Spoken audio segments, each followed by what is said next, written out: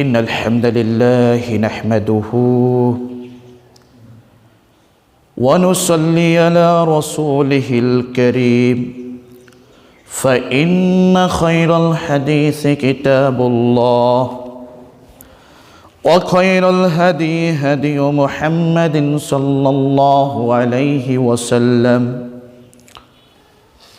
وشر الأمور محدثاتها وكل محدثة بدعة وكل بدعة ضلالة وكل ضلالة في النار. أما بعد فأعوذ بالله من الشيطان الرجيم. بسم الله الرحمن الرحيم.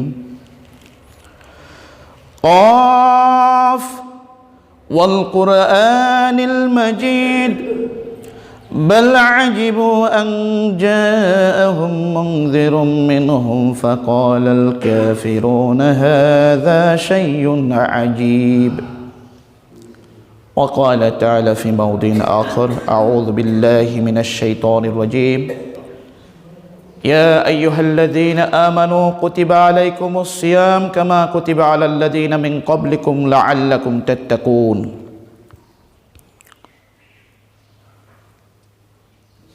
عن عمر بن الخطاب رضي الله تعالى عنه قال قال رسول الله صلى الله عليه وسلم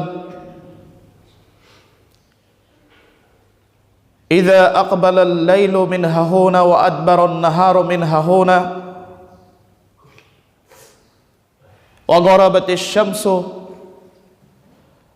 أفطر الصائم. রাহুল বুখারী। সমস্ত প্রশংসা সেই মহান আল্লাহ তাআলার জন্য, যেই রব্বুল আলামিন আমাদেরকে দীর্ঘ একটি সপ্তাহ পর আবারও পবিত্র জুমার দিন মসজিদে এসে 2 রাকাত সালাত আদায় করার জন্য তৌফিক এনায়েত করেছেন। সেই মহান প্রতিপালকের জন্য শুকরিয়া জ্ঞাপন করি আলহামদুলিল্লাহ। সেই সাথে নবী মুহাম্মদুর রাসূলুল্লাহ সাল্লাল্লাহু আলাইহি ওয়াসাল্লামের উপর অসংখ্য গণিত সালাতু সালাম বর্ষিত হোক। আল্লাহুম্মা সাল্লি আলা মুহাম্মদ আল্লাহুম্মা বারিক আলা মুহাম্মদ সাল্লাল্লাহু আলাইহি ওয়াসাল্লাম।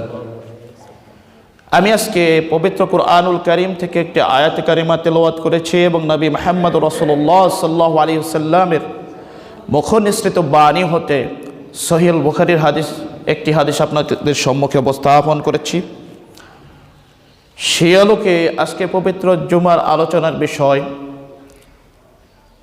আমরা প্রত্যেকটা কাজের ক্ষেত্রে যেরকম আমরা শুধু নিজেদের খেয়াল খুশি অধিকাংশ জনগণের মতামত ভিত্তির উপর আমল করে থাকি, ঠিক রমজান এলেও ওই রমজান মাসেও আমরা মানুষের আধিক্যতার মতামতের অর্থাৎ সংখ্যাগরিষ্ঠের মতামতের আমরা কি করি প্রাধান্য দিয়ে থাকি।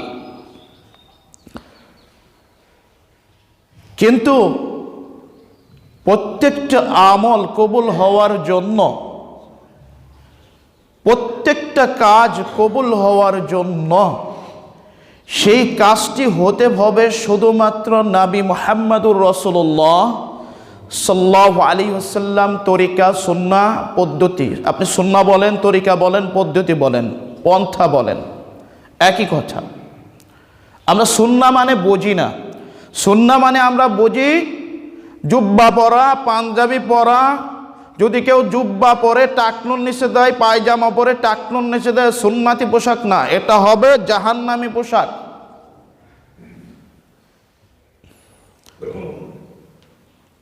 কিন্তু সুন্নাহ হলো প্রত্যেকটি কাজ আল্লাহর নবী মুহাম্মদুর রাসূলুল্লাহ সাল্লাল্লাহু আলাইহি ওয়াসাল্লাম যেভাবে করেছেন, সাহাবায়ে কেরাম আল্লাহর নবী থেকে যেভাবে শিখেছেন সাল্লাল্লাহু আলাইহি ওয়াসাল্লাম, ঠিক অনুরূপ করার নাম হলো সুন্নাহ।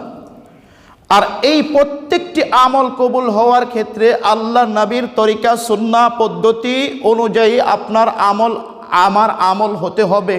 এর বিপরীত, এর কিয়দংশ বিপরীত হলেও সেই আমলটি গ্রহণযোগ্য হবে না।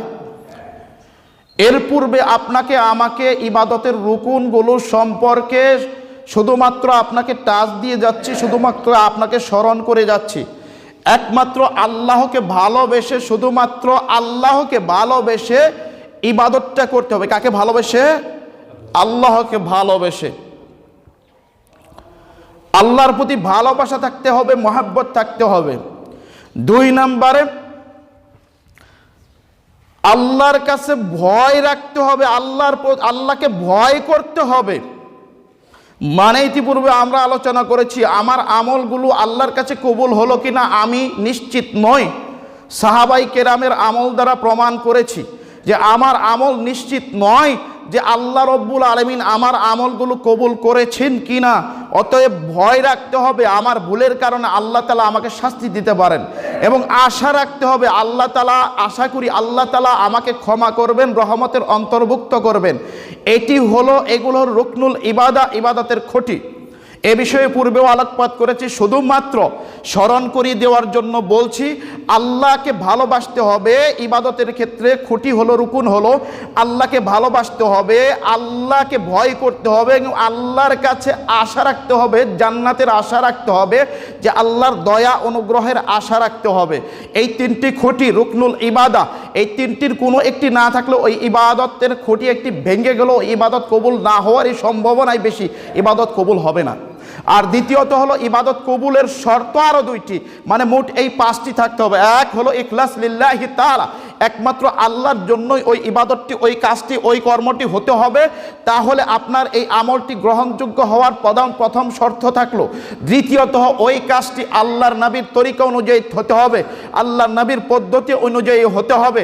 এ প্রসঙ্গে যদি আমরা দেখি, আল্লাহর নবীর তরিকা পদ্ধতি যদি আমরা অনুসরণ না করি, তাহলে আপনাদের আমলগুলো কি হবে? আল্লাহর বলছে আল্লাহ তুবতিলু আমালাকুম। যদি আমরা আর সূরা মুহাম্মাদের 33 নম্বর আয়াত, যে আল্লাহ রব্বুল আলামিন বলেন যে তোমরা আল্লাহ রাসূলকে কি করো? অনুসরণ করো। ওয়ালা তুবতিলু আমালাকুম, তোমাদের আমল সমূহ ধ্বংস করো না। মানে আল্লাহ এবং আল্লাহ রাসূলের আনুগত্য না করলে, আল্লাহর আনুগত্য কি? দলিল দিলে সময় সংক্ষিপ্ত। আল্লাহর আনুগত্য মানে নবী মুহাম্মদুর রাসূলুল্লাহ সাল্লাল্লাহু আলাইহি ওয়াসাল্লামের আনুগত্য। আল্লাহর আনুগত্য তখনই আপনি করলেন, আল্লাহর আদেশ তখনই মানলেন যখন আপনি আল্লাহর নবীর অনুসরণ করলেন। যে সেটা হলো যে আল্লাহর নবী মুহাম্মদুর রাসূলুল্লাহ সাল্লাল্লাহু আলাইহি ওয়াসাল্লাম সম্পর্কে আল্লাহ তাআলা বলছেন, ওয়ামা আতাকুমুর রাসূলু ফাকুযুহু ওয়ামা নাহাকুম আনহু ফান্তাহু। তোমাদেরকে আমার রাসূল যেটা তোমাদেরকে নিয়ে এসে দিয়েছেন, যে বিধানগুলো তোমাদের সম্মুখে উপস্থাপন করেছেন, যে বিধানগুলো তুলে ধরেছেন, সেই বিধানগুলো শক্তভাবে আঁকড়ে ধরো। ওয়ামা নাহাকুম, তিনি মুহাম্মদ রাসূলুল্লাহ সাল্লাল্লাহু আলাইহি ওয়াসাল্লাম, এই রাসূল তোমাদেরকে যে বিষয়গুলো থেকে নিষেধ করেন সেগুলো থেকে বিরত থাকো। ওয়াত্তাকুল্লাহ, আল্লাহকে ভয় করো। ইন্নাল্লাহ শাদীদুল ইকাব, নিশ্চয় আল্লাহ শাস্তি দেন অনেক কঠোর। তার মানে আল্লাহর নবীর অনুসরণ না করলে আল্লাহ তাকে শাস্তি দিবেন।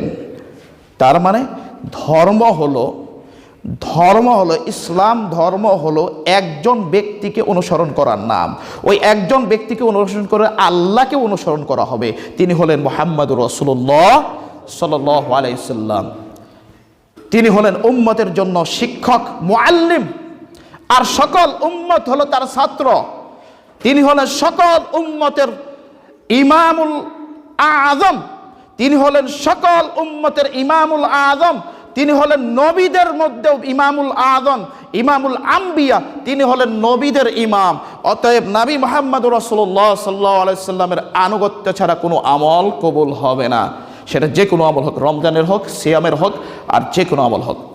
আজকে যদি লক্ষ্য করি আমাদের সমাজ, আজকে আমরা সিয়াম আসলেই কি করি? সিয়াম আসলেই আজকে আমরা বাচ্চারা, আজকে আমরা অনেকে কি করি?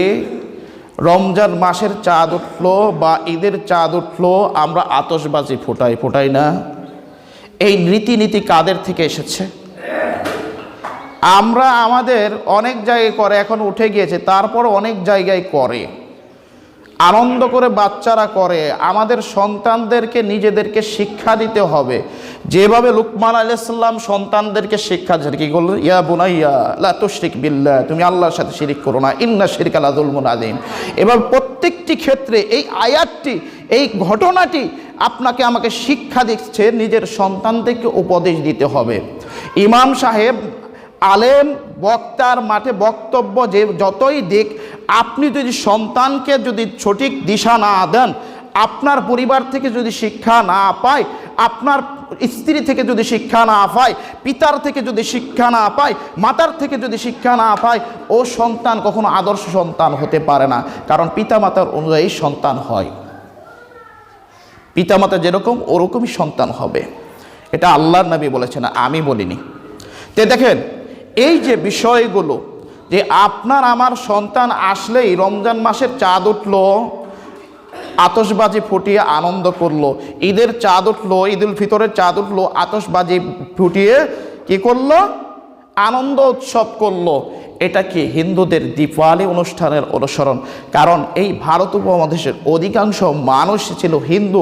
হিন্দুদের থাকতে থাকতে, তাদের হিন্দুদের সাথে বসবাস করতে করতে, তাদের রীতিনীতি অনুসরণ করতে করতে আমরা মুসলিমরাও ইসলাম ধর্মের সাথে এগুলো যোগ করে নিয়েছি।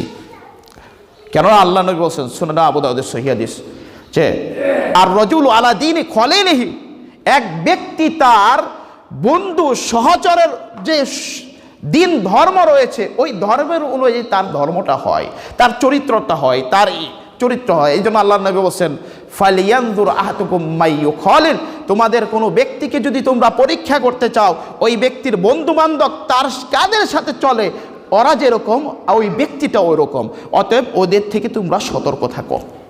এটা আল্লাহ নবীর আদেশ। বিষয়টা বুঝতে পেরেছেন? আপনার সন্তান যদি ওদের সাথে মিশে, আপনার উচিত হলো ওই সন্তানকে ওদের থেকে আলাদা করে ফেলা, ওদের থেকে আলাদা করে ফেলা, নয়তো কিয়ামতের দিন আপনাকে জবাবদিহি করতে হবে। কারণ আপনি পিতা হয়ে মাতা হয়ে এটা করেননি। ইমাম বুখারী রহিমাহুল্লাহ, ইমাম আহমদ বিন হাম্বল রহিমাহুল্লাহ, ওনারা এত বিজ্ঞ আলেম হয়েছেন, ওনাদের মাতারা ছিল পরহেজগার। ফজরের, শীতের ফজরের সময় পানি গরম করে দিয়ে ইমাম বুখারী, ইমাম আহমদ বিন হাম্বল রহিমাহুল্লাহকে সকালবেলা ফজরের পূর্বে, আজানের পূর্বেই প্রস্তুত করে গায়ে কাপড় দিয়ে, গায়ে কাপড় পেঁচিয়ে তারা কি করত? তাদের সন্তান ইমাম বুখারী, ইমাম আহমদ বিন হাম্বল, যত বড় বড় বিখ্যাত মুহাদ্দিস ইকরাম ছিল, তারা কি করেছিলেন? তাদের মাতারা, তাদের পিতাগুলো, আগে তাদের পিতা, দেখেন যে এতিম সন্তান ইমাম বুখারী রহিমাহুল্লাহ, তার পিতা ছোট বয়সেই মারা গিয়েছেন, ছোট বয়সে মারা গিয়েছেন। এরপরও তিনি কিভাবে হলেন? এরপরও তিনি এই দুনিয়ার বুকে রইসুল মুহাদ্দিসিন হিসেবে খ্যাতি পেলেন, কারণ তার মাতা ছিলেন একজন সৎ ধার্মিক মহিলা। অতএব আপনার সন্তানকে যদি আপনি শ্রেষ্ঠ সন্তান হিসেবে গড়ে তুলতে চান, আদর্শ সন্তান হিসেবে গড়ে তুলতে চান, আপনার স্ত্রী তো হতে হবে আদর্শবান, নয়তো আপনার সন্তান আপনার কথা শুনবে না। সন্তান মায়ের কথা বেশি শুনে, কারণ মায়ের আদর পায় বেশি। দেখেন এই যে বিষয়গুলো, তাহলে আপনি যদি আপনার সন্তানকে এই কাজগুলো থেকে, ওই আতশবাজি ফোটানো, আনন্দ উৎসব হই হুল্লোড় করা থেকে যদি না বাধা দেন, আপনি সন্তানকে শিক্ষা দেবেন আল্লাহুম্মা আহিল্লাহু বিল আলাইনা বিল ইউমনি ওয়াল ঈমান ওয়াস সালামাতি ওয়াল ইসলামি রব্বি ওয়া রব্বুকাল্লাহ। এই দোয়াটি আপনি শিক্ষা দেন আপনার সন্তানকে, বাবা মা, এই যে তুমি যখন চাঁদ দেখবে এই দোয়াটি পাঠ করবে, এই দোয়াটি পাঠ করবে। হিসনুল মুসলিম কিনুন, হিসনুল মুসলিম কিনুন, হিসনুল মুসলিম অর্থাৎ মুসলিমদের দুর্গ। হিসনুল মুসলিমকে আমি সাজেস্ট করছি তাহকিক করা শাইখ ডক্টর আবু বকর জাকারিয়া স্যারের, এটা সর্বোচ্চ তাহকিক করা, সর্বশেষের তাহকিক করা এই কিতাবটি কেনার জন্য আপনাদের সকলকে অনুরোধ করছি। প্রায় অসংখ্য দোয়াগুলো এখানে লিপিবদ্ধ করা হয়েছে। অতএব আপনার সন্তানকে শিক্ষা দিন, নতুন চাঁদ উঠলে, শুধু ঈদের মধ্যেই নয়, নতুন চাঁদ উঠলে বাবা মা এই দোয়াটি পড়তে হবে, এই দোয়াটি আপনি শিক্ষা দিন। কেন শুধু ইমাম সাহেবের নিজে শিক্ষক হন? আপনি যখন নিজে শিক্ষক হতে পারবেন, আপনার সন্তানের মা যখন নিজে শিক্ষক হতে পারবেন, তাহলে এমনও কথা রয়েছে ইমাম বুখারীর মার কাছ থেকে ইমাম বুখারী কি করেছে? হাফেজ হয়েছে। সুবহানাল্লাহ, চিন্তা করেছেন? হয়তোবা ইমাম আহমদ বিন হাম্বল না ইমাম বুখারীর যে কোনো একজন হবে। নিজের মায়ের কাছে কি করেছেন, হাফেজ হয়েছেন, হাফেজুল কোরআন হয়েছেন।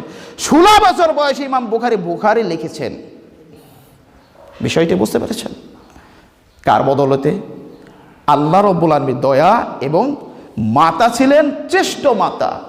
এই জন্য এই যে চাঁদ উঠার সাথে সাথে সন্তানকে এর পূর্বেই এই দোয়াটি শিক্ষা দিবেন যে চাঁদ উঠলে বাবা মা এই দোয়াটি পাঠ করতে হয়। এই আনন্দ উৎসব হিন্দুদের, এই আনন্দ উৎসব ওই দীপালি অনুষ্ঠানের মতো, ওদের অনুষ্ঠানের কালচারে অনুকরণ করা যেন না। এভাবে বলবেন, আল্লাহ নবী বলছেন সুনানে আবু দাউদের 4031 নম্বর হাদিস, আব্দুল্লাহ ইবনে ওমর রাদিয়াল্লাহু তাআলা তে বর্ণিত। তিনি বলেন যে আল্লাহ নবী সাল্লাল্লাহু আলাইহি ওয়াসাল্লাম বলছেন, মান তাশাব্বাহা বিকওমিন ফাহুয়া মিনহুম, যারা কোনো জাতির অনুকরণ করবে তারা তাদেরই অন্তর্ভুক্ত। কাদেরই অন্তর্ভুক্ত? তাদেরই অন্তর্ভুক্ত। যে আসুন দেখি যে আল্লাহর নবীর তরিকা অনুপতি, তাহলে আপনার আমার সন্তানকে এই কর্মগুলো থেকে বাধা দিতে হবে। তাহলে আমি আপনি সফল পিতামাতা হিসেবে আল্লাহর কাছে পরিগণিত হব।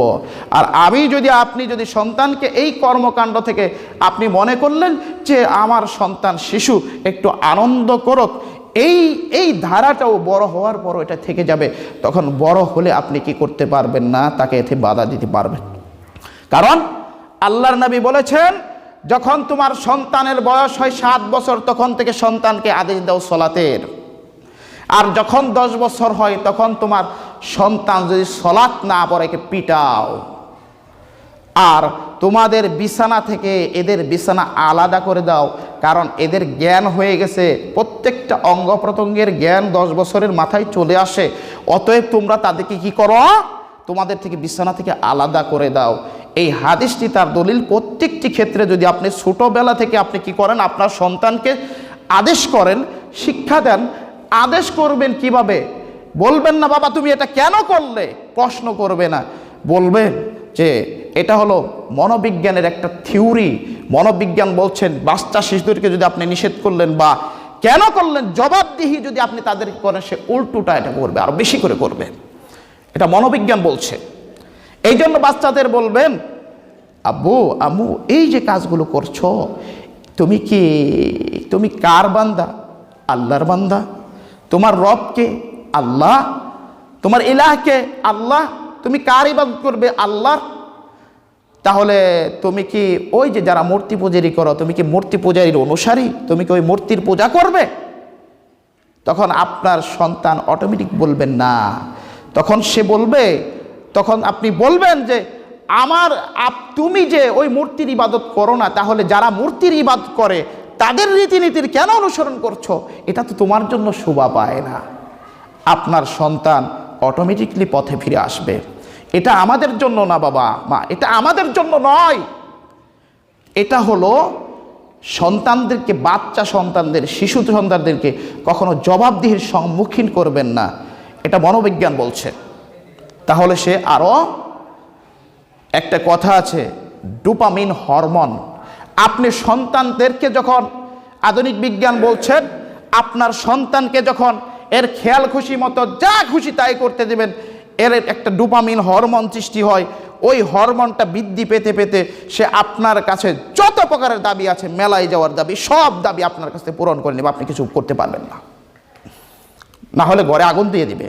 এই জন্য পূর্বে থেকেই তাকে এই যে প্রত্যেকটা বিষয় কেয়ার করে তাকে কি করতে হবে, তাকে ওইগুলো বিষয়গুলো থেকে বিরত রাখার চেষ্টা করতে হবে। এটা হলো একজন মুসলিম মুমিন পিতামাতার গার্ডিয়ানের কর্তব্য। তাহলে আপনি একজন সফল বাবা, একজন সফল মা। তবে আসুন দেখি রমজান মাসের এই যে এই কর্মটি থেকে আমরা কি বিরত থাকবো। চাঁদ আসলে আমরা দোয়া শিক্ষা দেবো, ওই দোয়াটি শিক্ষা দেব। সময় সংক্ষিপ্ত আবার বলতে পারছি না। যে এই যে আমরা রমজান মাস আসলে রমজানের যে কর্মগুলো, পদ্ধতিগুলো, আমলগুলো, এই আমলগুলো সর্বশেষ ইখলাস নিয়া কার জন্য করতে হবে? আল্লাহর জন্য। প্রত্যেকটা আমল, শুধু রমজানের নয়। আর দ্বিতীয়ত হলো নবী মুহাম্মদুর রাসূলুল্লাহ সাল্লাল্লাহু আলাইহি ওয়াসাল্লাম তরিকা পদ্ধতি অনুযায়ী। যদি আল্লাহর নবীর তরিকা পদ্ধতি অনুযায়ী না হয়, দেখুন আল্লাহর নবী কি বলেছেন। সহিহ আল বুখারী 5063 নম্বর হাদিস, মিশরের ছাপা মাকতাবাতুদ দারুল হাদিস আল কাহিরা, এখানে আয়েশা রাদিয়াল্লাহু তাআলা আনহা থেকে বর্ণিত 3 জন সাহাবীর একটি দল আসলো, আল্লাহর নবীর স্ত্রীদেরকে জিজ্ঞেস করলো যে আল্লাহর নবীর আমল সম্পর্কে জিজ্ঞেস করলো, আল্লাহর নবী কিরকম আমল করেন দিনে রাতে। যখন তাদেরকে জানানো হলো, তারা ওই আল্লাহর নবীর আমলগুলোকে নিজেদের জন্য তুচ্ছ মনে করলো, কম মনে করলো। তখন ওই সাহাবীরা বলতে থাকলো যে আল্লাহর নবীর পূর্বের এবং অতীতের ভবিষ্যতের সমস্ত গুনাহ খাতাগুলোকে আল্লাহ রাব্বুল আলামিন কি করেছেন? ক্ষমা ঘোষণা করেছেন। যদিও নবীরা নিষ্পাপ, এরপরও আল্লাহর নবীকে আল্লাহর পক্ষ থেকে ক্ষমা ঘোষণা করা হয়েছে। তখন এক ব্যক্তি বলল, আমি কোনোদিন রাত্রিতে ঘুমাবো না, সারা রাত্রি বলে সালাত আদায় করব, নফল সালাত পড়ব, তাহাজ্জুদের সালাত পড়ব। আরেক ব্যক্তি বলল, আমি কোনো দিন সিয়াম ভঙ্গ করব না, সারা বছর সিয়াম পালন করব। আরেক ব্যক্তি বলল, আনা আতাজিলুন নিসা, আমি নারীদের থেকে দূরে থাকব, ফালা আতাজাওয়াজ, আমি কোনোদিন বিবাহ করব না। আল্লাহ নবী আসলেন, আল্লাহ নবী বললেন, তোমরা কি এরূপ কথা বলেছ? তখন আল্লাহ নবী এরূপ কথা বলার পর যখন বললেন, জেনে রাখো, আনা আতকাকুম লিল্লাহি ওয়া আশকাকুম ওয়া আখশাকুম, জেনে রাখো আমি তোমাদের মধ্যে সবচাইতে বেশি ভয় করি। এর পূর্বের হাদিসের অংশটুকু হলো যে আমি রাত্রিতে ঘুমাই, নফল সালাত আদায় করি, আমি নফল সিয়াম পালন করি, আবার নফল সিয়াম ছেড়েও দেই, আমি বিবাহ করেছি। ফামান রগিবা আন সুন্নতি, যে আমার জীবন তরিকা, এখানে কি আমার জীবন পদ্ধতি, জীবন আদর্শ, আল্লাহ রাব্বুল আলামিন বলেছেন, লাকাদ কানা লাকুম ফি রাসূলিল্লাহি উসওয়াতুন হাসানা, তোমাদের মধ্যে আল্লাহর তোমাদের জন্য আল্লাহর রাসূলের মধ্যেই রয়েছে উত্তম আদর্শ, উত্তম জীবন আদর্শ, দুনিয়াতেও এবং আখিরাতেও।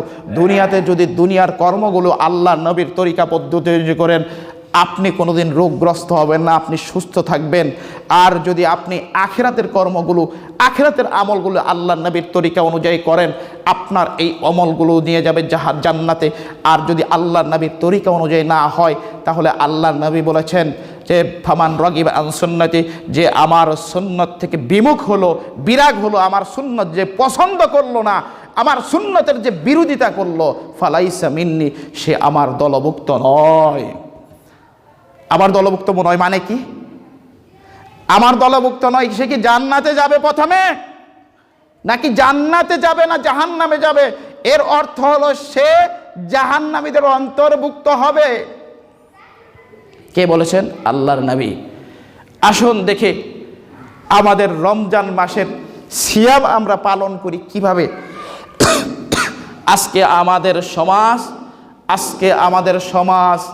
আজকে আমরা অধিকাংশ সংখ্যাগরিষ্ঠ যারা সংখ্যালঘু রয়েছেন, যারা কোরআন সুন্নাহর কথা বলে, তাওহীদের কথা বলে, শিরকের বিপক্ষে কথা বলে, যারা সুন্নাহর কথা বলেন, বিদআতের বিপক্ষে বলে, বিদআত থেকে সতর্ক করে। শুধু তাই নয়, হালাল হারাম থেকে বেশিও সতর্ক করে থাকেন। অনেকে অভিযোগ করে থাকেন যে আহলুল হাদিসরা শুধু শিরিক বিদআত নিয়ে আলোচনা করে। কিয়ামত পর্যন্ত চ্যালেঞ্জ, আহলুল হাদিসদের প্রত্যেকটা বক্তা আলেমদের পক্ষ থেকে হালাল হারামের যে সমস্ত কোরআনের আয়াত এবং হাদিস বর্ণিত রয়েছে, এই মুকাল্লিদদের আলেমদের ওয়াজের মধ্যে আপনি এর শিকি পরিমাণ পাবেন। আমি চ্যালেঞ্জ, আপনি জরিপ চালান, চ্যালেঞ্জ, সারা বাংলাদেশের আলেমদের চ্যালেঞ্জ। শুধু তাই নয়, আমাদের আহলুল হাদিসদের যে এই যে মসজিদের যারা ক্ষুদ্র জ্ঞানের ইমাম রয়েছে, এরা যে কয়টা কোরআনের আয়াত এবং তাফসির করেন, এবং যারা কিনা ওই কয়েকটা হাদিস বর্ণনা করেন, এই যে তারা যে মসজিদের খতিবগুলো, যারা এত বিজ্ঞ আলেম নয়, মসজিদের খতিব যারা কিনা অল্প শিক্ষিত খতিবরাও, তাদের মতো ওই বিজ্ঞ আলেমরা, মুকাল্লিদ বিজ্ঞ আলেমরা কি করে না? কোরআন হাদিস বর্ণনা করে না। শিরিক সম্পর্কিত করে, বিদআত সম্পর্কিত করে, হালাল হারাম সম্পর্কিত করে। এই দাবিটা সম্পূর্ণ ভিত্তিহীন, মিথ্যা। আপনি জরিপ চালান, আপনাকে আমি চ্যালেঞ্জ করলাম। এখন বর্তমানে 2-1 বাদে, মুফতি আরেফ বিন হাবিব, এই বাদে আর সবটি ঠিক আছে। আমি দিলাম, চ্যালেঞ্জ দিলাম, এখন কেবল নতুন বের হয়েছে, এটা ওনাদের কৌশল। যে দেখেন এই যে পদ্ধতিটা আহলুল হাদিসদের পদ্ধতি, যে শিরক বিদাত এমন একটি পাপ, বড় পাপ, যে শিরকের কারণে শিরকুল আকবার থাকলে কি থাকে না, সে কোথায় যাবে না? জান্নাতে যেতে পারবে না। মানে আপনি যদি জান্নাতের টিকিট পেতে চান, আপনাকে শিরকুল আকবার থেকে কি করতে হবে? বেঁচে থাকতে হবে নিজেতে। এই কাজটি করছে আহলুল হাদিস উলামায়ে কেরাম। দ্বিতীয়ত হলো বিদাত, এর পরে এত বড় পাপ যে বিদাতের তওবা আল্লাহ কবুল করেন না। কিন্তু পূর্বের জুমায় আমরা আলোচনা করেছি যে বেশ্যা নারীর আমলের মাধ্যমে কি সে ক্ষমা পেয়ে যায়, কিন্তু বিদাতের তওবা কবুল হয় না, তওবা করলেও কবুল হয় না। আর বেশ্যা নারী জীবের প্রতি দয়া করে সে জান্নাত পেয়ে যায়, ক্ষমা পেয়ে যায়। এটা হলো বিদাত, এত বড় পাপ, বিদাত এত বড় পাপ। আর এই বিদাতগুলো আকীদার ক্ষেত্রে যদি হয়, আল্লাহর ক্ষেত্রেও যদি হয়, রাসূলের ক্ষেত্রে যদি হয়, আল্লাহ রব্বুল আলামিনের সমপর্যায়ে নিয়ে যায়, এই বিদাতগুলো কি হয়ে যাবে, কোথায় যাবে? এগুলো বড় বিদাত। এগুলোর কারণে আকীদার ক্ষেত্রে বিদাত হলে ওই ব্যক্তি কশিনকালেও মুমিন থাকতে পারে না, ওই ব্যক্তি কাফেরদের অন্তর্ভুক্ত। এটা হল আহলুস সুন্নাহ ওয়াল জামাতের আকীদা। ঠিক কবিরা গুনাহগুলোর মধ্যে থেকে যদি শিরকুল আকবার থাকে, এর উপর যদি মৃত্যুবরণ করে, এ ব্যক্তি মুশরিকদের অন্তর্ভুক্ত। আহলুস সুন্নাত ওয়াল জামাতের আকায়েদ। এবং সহিহ বুখারীতে এসেছে সাহাবায়ে আসহাবুন নবী সাল্লাল্লাহু আলাইহি ওয়াসাল্লাম শিরকে আকবার ছাড়া কাউকে কাফের মনে করতেন না। কি করতেন না? কাফের মনে করতেন না। তাহলে এই কাজগুলো করছে কারা? আহলুল হাদিসের উলামায়ে কেরাম। আজকে আহলুল হাদিসদেরকে বলা হয় ইহুদিদের দালাল। আজকে ডক্টর জাকির নায়েক যখন কিনা ওই হিন্দু মুসলিম বৌদ্ধদের দাওয়াত দিতে ছিল, তখন ডক্টর জাকির নায়েক এই মৌলবীদের মাথার তাজ ছিল।